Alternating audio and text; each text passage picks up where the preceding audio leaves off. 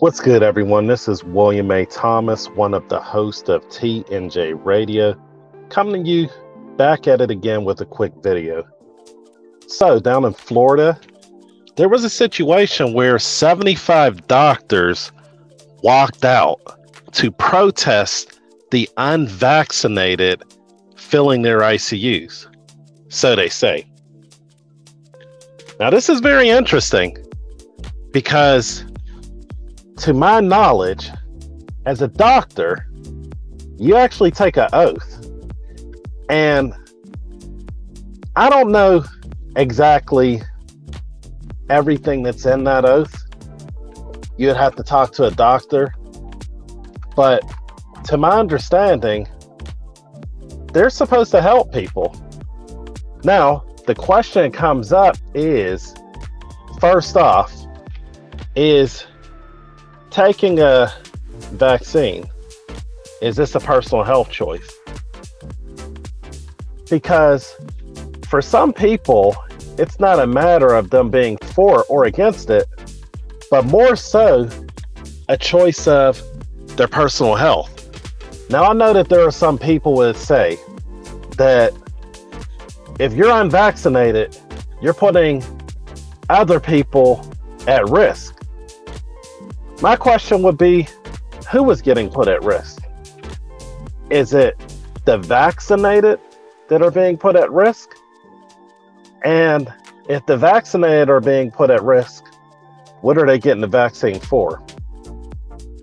Second thing that I would actually ask the question is that, are we now at a point where personal choices regarding our health determine whether you have the ability to be able to get healthcare services or not? And I think that it's a valid one to actually be answered, because how you handle that question actually sets a precedent.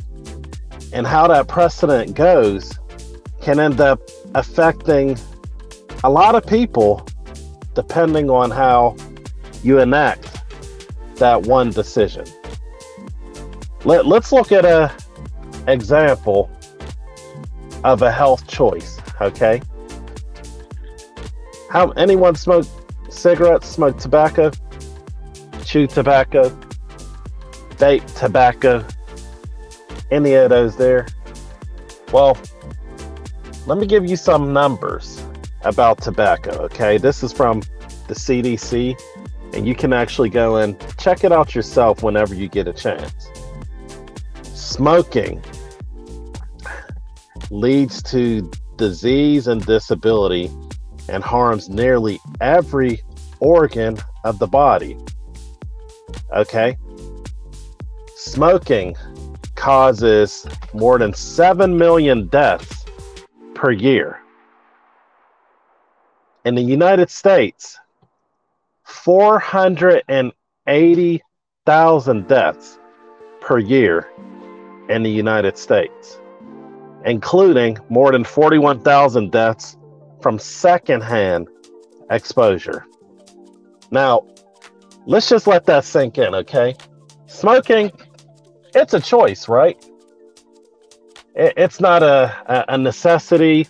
It's not something that you have to live with. It's not something that you're born with. Most people aren't born smoking. Well, I don't know anyone who's born smoking. Hey, maybe there may be some type of dependence that can happen from, someone who has a child and they smoked a lot. I don't know if that's true, but it's safe to say that anyone who is smoking usually has made the personal choice to smoke. On average, smokers die 10 years earlier than non-smokers. Okay, let's talk about the cost. The cost of smoking is more than $300 billion a year. That's how much smoking costs the U.S. And this is through direct medical care for adults, as well as premature death and exposure to secondhand smoke. This is smoking that we're talking about. It's a personal choice. Almost 500,000 people dying every year in the US from smoking. Should the doctors have walked out on smokers? Okay, let's get off the smokers, because I don't want to get towards to where it's like I'm just picking on one group. Let's talk about a group that I actually fit into. Okay, the obesity group. Now, this is something that for most people, obesity is usually based on personal choices. Usually. Now, there are some situations where people may be in positions where they can't help what's going on. Maybe due to different sicknesses, maybe due to different handicaps or disabilities that are going on. We're not talking about them. We're talking about, for the majority of folks in the US, obesity is usually based off of personal choices. And I know, someone's going to come and say, well, in the poor communities, they only have access to the worst foods and so on. There's food deserts. There's no access to quality food, so that's why obesity runs rampant in whatever community you want to mention.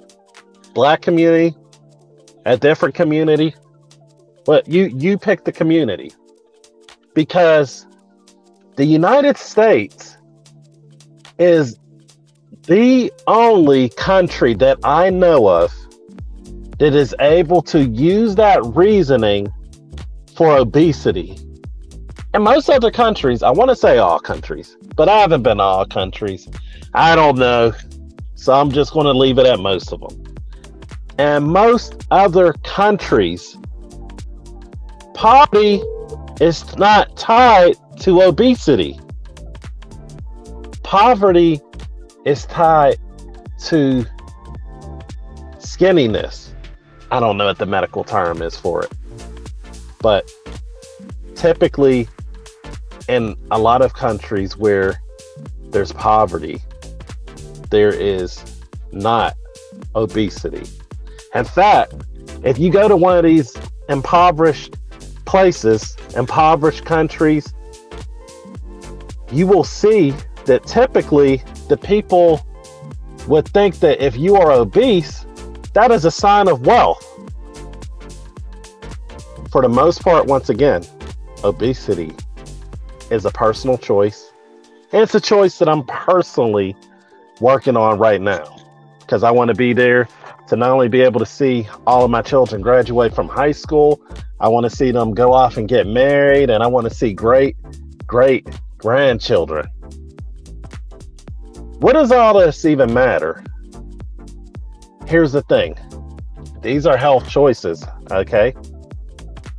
Obesity, smoking, and whether or not you go and get the CV vaccine. You know what the CV stands for. I don't want to end up having extra information on the video and so on. But you know what I'm talking about.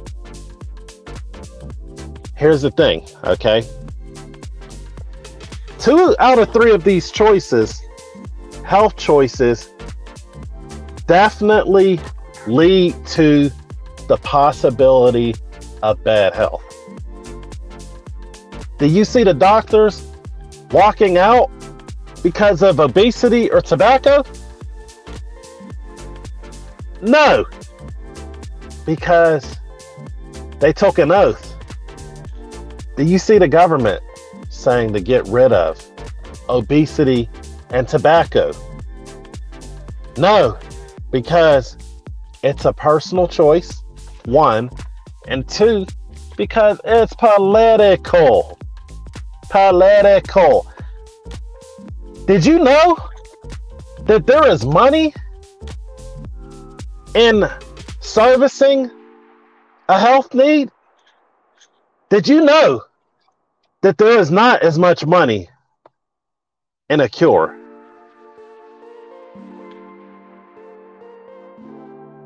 I don't think a lot of people knew that. Also, if we're going to look at the two things, okay?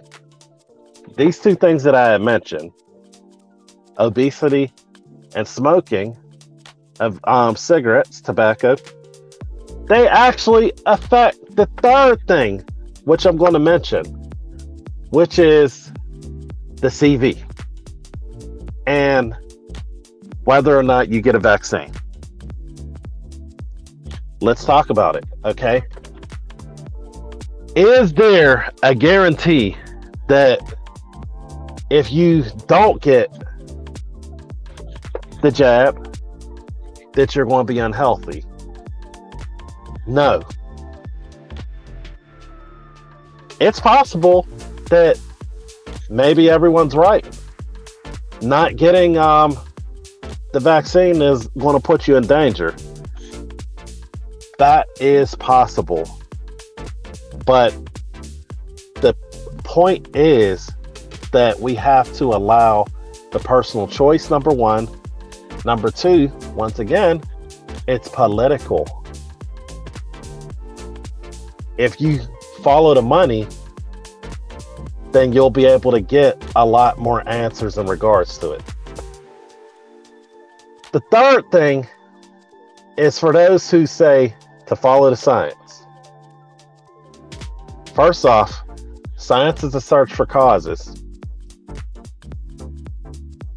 Science gives solutions, and science isn't always right because science is always using the current available data. If the data changes, then what you would call the science changes. Just think about last year. We were told that once everyone's vaccinated, which that happened this year when people were getting vaccines in masses, that we would have the opportunity, the possibility to end the whole pandemic. What are we doing here, guys? Are we supposed to take away the freedoms of people who may not feel that that's the best health decision for them to do what you do? All in the name of politics and money? Or should we do what's best consciously for our own health and encourage others to do the same? That's it. It's that simple. But this is a bad precedent, because if we really follow this road, it's going to follow that line for obesity. It's going to follow that line for tobacco. It's going to follow that line for unprotected sex. It's going to follow that line for having children, that you don't stay with the person who you made the child with. Because there's some numbers behind all of that too. We'll get into that in another video. But let's use common sense here. William A. Thomas from TNJ. Have a nice day.